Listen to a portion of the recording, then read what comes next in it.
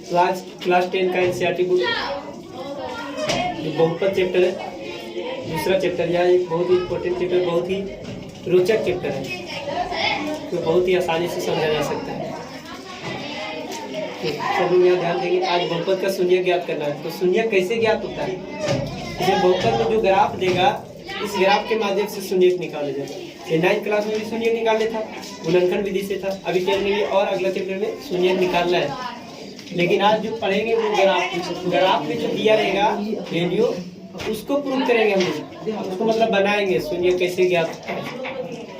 यहाँ देखिए क्वेश्चन क्या है, देखिए प्रश्न वाली 2.1 में दिया है। सबसे पहला क्वेश्चन है, किसी बहुपद px के लिए y बराबर px का ग्राफ नीचे दिया गया। ग्राफ यहाँ दे दिए, px का जो ग्राफ है यहाँ दिया हुआ है। इसमें प्रत्येक स्थिति में px के शून्यकों की संख्या ज्ञात करना, यानी px के शून्यकों की संख्या कितना, इसका शून्य का वैल्यू जो यानी px का मान है तो कितना है, वह हम लोग को खोजना है। इसी के माध्यम से एक नंबर में एक क्वेश्चन जरूर आएगा एग्जाम में, इसको ध्यान देना है। सबसे पहले पहला क्वेश्चन हम जैसे लेते हैं, इससे पहले थोड़ा जिक्र करते थे ये बहुपद होता क्या है। ये चैप्टर का नाम है बहुपद। बहुपद ये x² + bx + c के रूप में होता है, जो 9th क्लास में बता चुके हैं। ये x² + bx + c कहने का मतलब कि ये जो अचर मान है, यानी अचर वैल्यू रहेगा, तो पावर जब 2 है तो फिर एक पावर फिर खत्म हो गया, धीरे धीरे मतलब पावर कम होते जाएगा। पावर बड़ा पावर पहले रहता है, इसमें छोटा पावर बाद में रहेगा, उसी को बहुपद कहा जाता है। बहुपद के रूप में लिखने का मतलब जैसे याद है 2x² - 5x + 3, मतलब बड़ा पावर से छोटा पावर जाएगा, धीरे धीरे पावर की संख्या कम होते जाएगा, उसी को बहुपद में कहा जाता है। ठीक है, तो ये बहुपद को इस रूप में लिखा जा सकता है।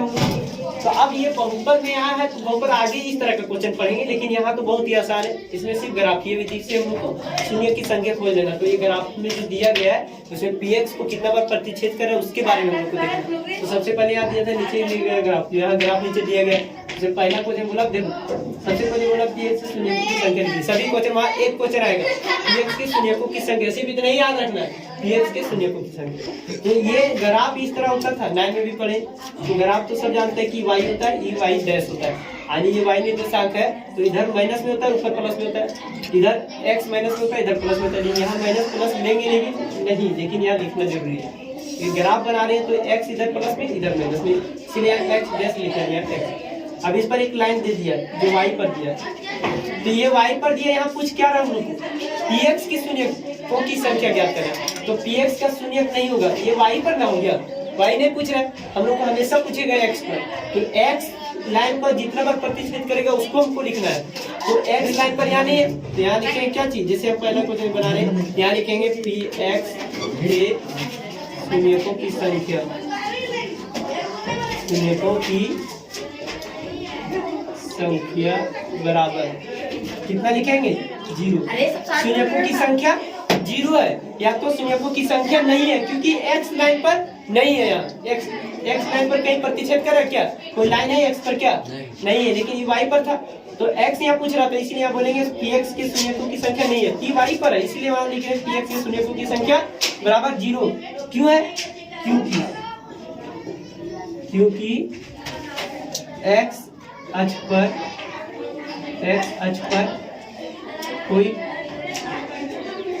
कोई रेखा प्रतिच्छेद नहीं कर रहा है, रेखा प्रतिच्छेद, कोई रेखा प्रतिच्छेद नहीं कर रहा है,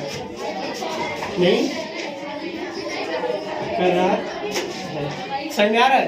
तो इसमें एक बार भी प्रतिच्छेद नहीं हुआ x रेखा पर, इसलिए इसमें प्रतिच्छेद नहीं हुआ, तो यानी कि शून्यकों की संख्या बराबर 0। जब हो सकता है कि यहाँ एक बार कर देता तो लिखते, जैसे दूसरा क्वेश्चन अभी लिखते। तो दूसरा क्वेश्चन के लिए जैसे ये तो समझ में आ गया सबको, तो अब हम मिटा सकते हैं, यहाँ मिटा दे रहे, अब यहाँ 0 हो गया, इसलिए फिर अब दूसरा बना रहे जैसे।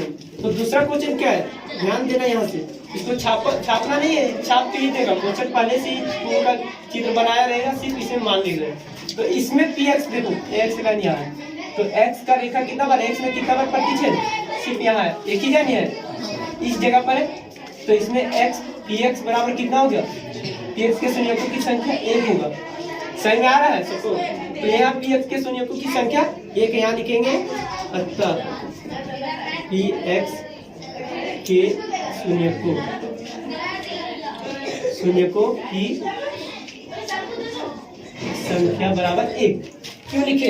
क्योंकि क्या लिख देना, 1 है तो क्यों है, क्योंकि लिखा देना, स्थिति को बता देना।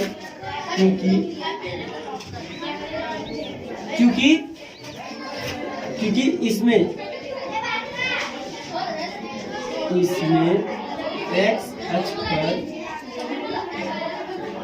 x अक्ष पर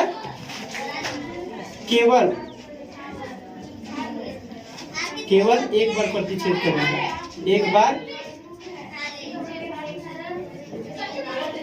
प्रतिच्छेद कर रही है। एक सच पर सिर्फ एक ही बार लाइन प्रतिच्छेद कर रहा है। समझ में आ रहा है कि नहीं? इसलिए यहाँ लिखे शून्यकों की संख्या बराबर 1, क्योंकि इसमें x अक्ष पर केवल एक बार प्रतिच्छेद कर रही है। यहाँ देखिए जैसे तीसरा क्वेश्चन, इसमें x अक्ष पर कितना बार प्रतिच्छेद हो रहा है? पहला, दूसरा, तीसरा। एक यहाँ ध्यान देना, एक यहाँ, एक यहाँ, यहाँ से क्रॉस किया, फिर इधर से मुड़ के उधर चल गया ऊपर, एक यहाँ हुआ, एक यहाँ, एक यहाँ हुआ, तो इसमें कितना हो जाएगा? px बराबर 3। तो इस तरह से क्वेश्चन इसको बनाना है। जैसे चौथा क्वेश्चन बता दें, चौथा में क्या है? x लाइन पर है कि कितना बार प्रतिच्छेद है? एक बार यहाँ, एक बार यहाँ। तो इसमें भी समझ में आ जाएगा ये चीज से। हाँ। बता देते हैं इसमें शून्यकों की संख्या कैसे लिखना। तो इसमें देखिए एक यहाँ और यहाँ प्रतिच्छेद किया है। प्रतिच्छेद है क्या? सिर्फ स्पर्श होकर जा रहा है, सिर्फ छूते हुए जा रहा है। जैसे एक रेखा है तो सिर्फ ऐसे टच करके चले गए, सिर्फ स्पर्श कर रहा है, तो स्पर्श नहीं कर रहा है तो टच एक ही जगह हो रहा है, सिर्फ एक ही जगह हो रहा है। तो सिर्फ यहाँ एक वो गिनाएगा, एक यहाँ गिनेंगे, एक यहाँ गिनेंगे, और यहाँ कितना गिनेंगे? एक। तो px के शून्यकों की संख्या कितना हो जाएगा? 3। यदि यही लाइन जैसे यहाँ रहता है ना, एक बार यहाँ प्रतिच्छेद तो किया, फिर यहाँ से टच कर जाता है, यहाँ सिर्फ स्पर्श करता है, तो एक गिनते, लेकिन इसको 2 गिनते, क्योंकि यहाँ प्रतिच्छेद किया, अंदर जाके गिना, तो प्रतिच्छेद है नहीं, ये प्रतिच्छेद नहीं करा, सिर्फ स्पर्श करा, तो 1 गिनेंगे। ये लाइन 2 है, लेकिन प्रतिच्छेदी रेखा नहीं है, स्पर्श रेखा है। स्पर्श के कारण एक बार हुआ, तो 1, 2 और 1, 3। तो सभी को समझ में आ गया होगा, बहुत ही आसान था।